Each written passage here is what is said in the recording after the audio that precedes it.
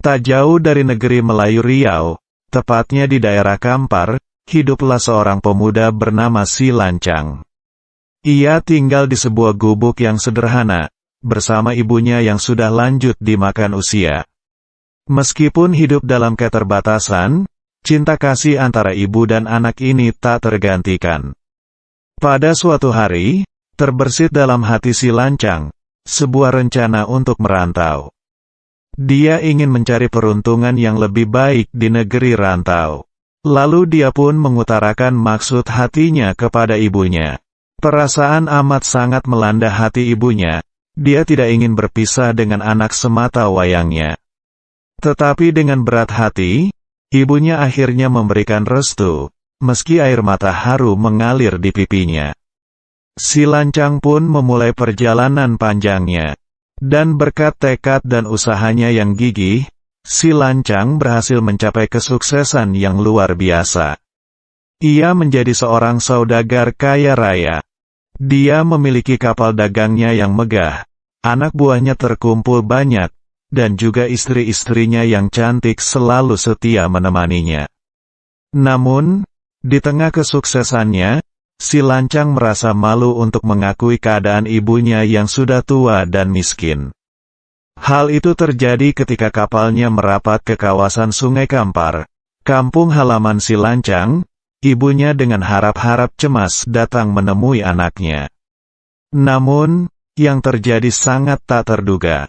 Si Lancang menolak mengakui ibunya dengan keras, bahkan memerintahkan untuk mengusir dia dari kapalnya. Dengan hati yang penuh duka, ibu Si Lancang pulang ke gubuknya. Di sana, dalam keheningan dan kesendirian, ia memutar-mutar lesung, mengipasinya dengan nyiru, dan berdoa serta berkata dalam hati, "Ya Tuhanku, Si Lancang adalah anakku yang kucurahkan kasih sayang dan air susuku untuk membesarkannya. Namun setelah menjadi kaya, ia telah mengingkari hubungan darah kami. Ya Tuhanku, tunjukkanlah kuasa-Mu." Setelah ibunya berdoa, tidak berapa lama kemudian, tiba-tiba saja cuaca berubah drastis. Awan hitam tebal bergulung-gulung, petir sambar menyambar di langit.